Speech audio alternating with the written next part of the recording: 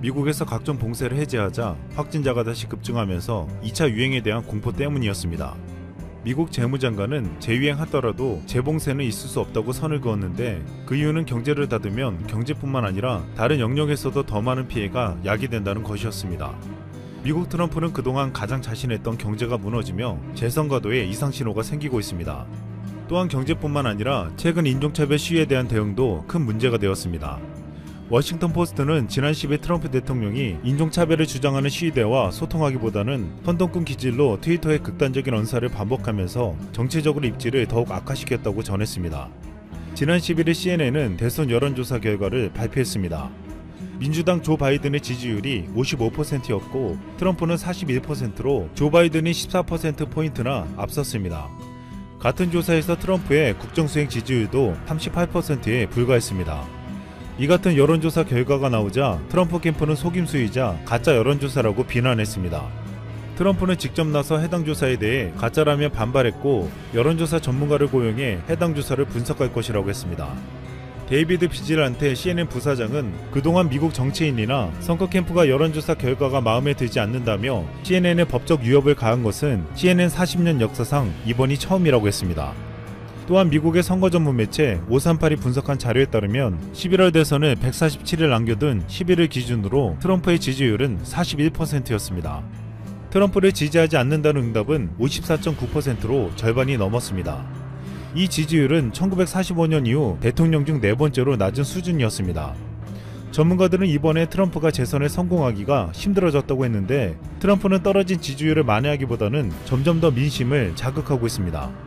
트럼프는 지난 11일 인종차별 반대 시위대를 겨냥해 경찰의 공권력 사용 기준에 대한 행정명령을 마무리하고 있다면서 우리는 더욱 강한 경찰을 갖게 될 것이라고 밝혔습니다.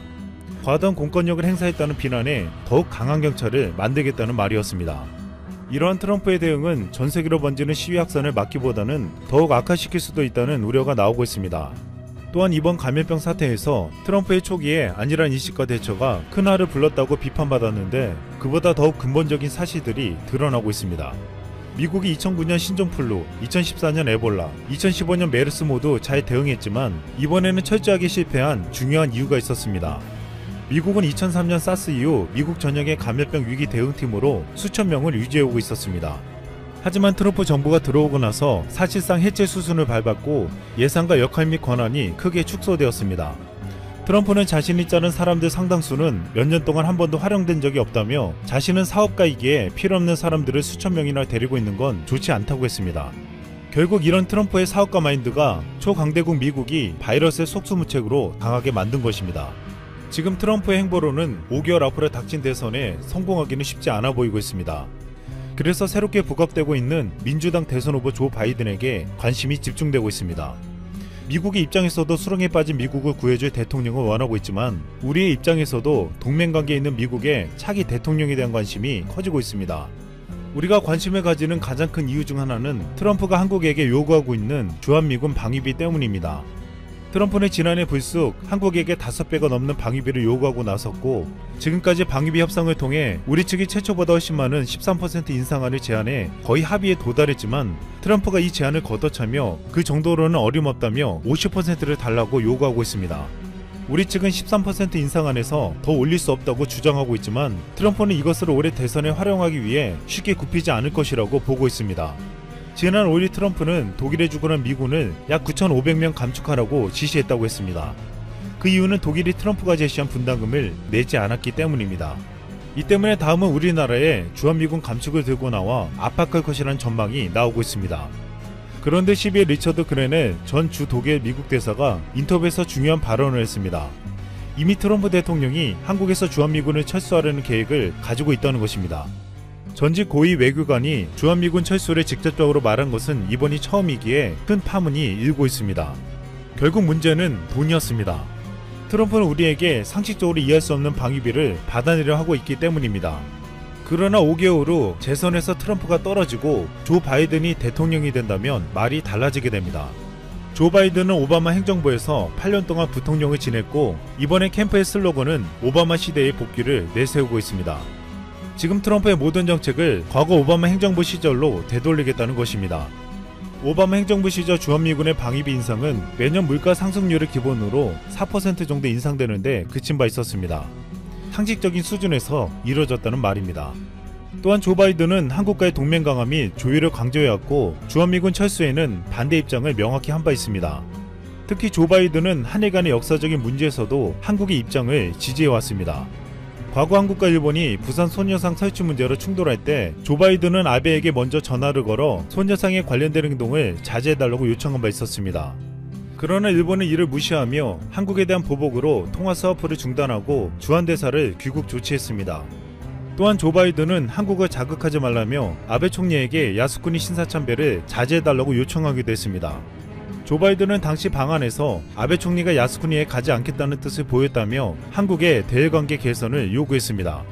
하지만 불과 20일 후 아베는 자신이 판단한다며 야스쿠니 신사참배를 강행했습니다. 당시 아베 총리는 그런 일방적인 이야기를 받아들일 수는 없다며 자신이 신사참배를 하는 건 국민과의 약속이라고 반론했습니다. 조 바이든은 아베 총리가 참배에 나서자 본인의 체면이 깎였다며 격분했습니다.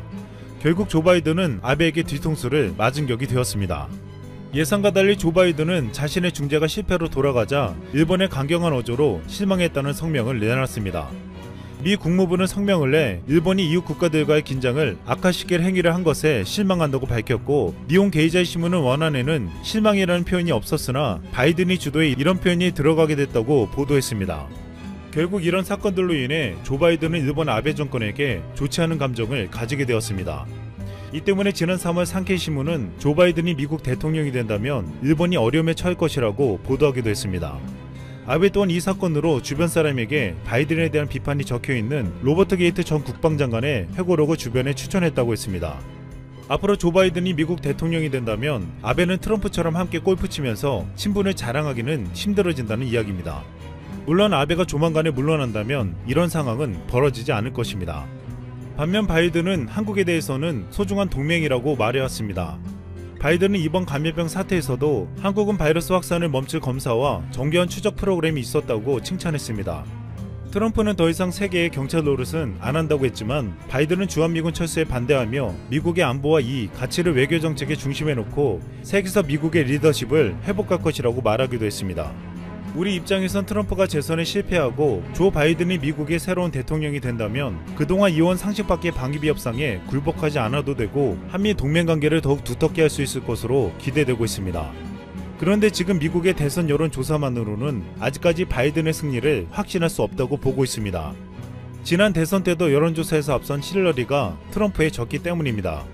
당시 선거 막바지 여론조사임에도 불구하고 13개 중 12개가 틀렸습니다. 선거 당일에도 힐러리가 99% 이긴다고 보며 뉴스위크지는 다음날 표지를 최초의 여자 대통령이라고 16만 5천 부를 찍었다가 다 폐기한 바 있었습니다. 당시 숨어있던 백인들이 투표장에 나왔다고 했는데 이번에는 여론조사에서 트럼프의 부정적인 인식을 갖는 사람들이 바이든을 찍으러 투표장에 나오겠냐며 의구심이 제기되고 있습니다. 그럼에도 불구하고 이번에는 감염병 사태의 피해와 트럼프의 기행으로 인해 트럼프의 편에 선 사람들까지도 등을 돌리고 있어 지난 대선과는 다른 결과가 나올 것이라고도 보고 있습니다. 미군 서열 1위 마크 밀리 미국 합참의장은 지난 11일 트럼프와 백악관 인근 교회 앞에서 사진 찍은 것을 사과했습니다. 조지 플로이드 사건에 항의하는 평화 시위대를 강제 해산시키기 위해 경찰은 체류탄과 고무탄을 쏘고 있는데 트럼프 대통령은 세인트 존스 교회 앞에서 성경을 들고 기념 촬영을 하는데 동행한 걸 공개 반성한 것입니다. 마크 에스퍼 국방장관이 시위대 진압을 위해 군을 투입하려던 트럼프 대통령의 반기를 든 데 이은 항명사태라고 볼 수 있는 양심 선언이었습니다. 대선이 5개월도 채 남지 않았는데 군 통수권자와 수뇌부 간의 파열음이 걷잡을 수 없이 증폭되고 있습니다.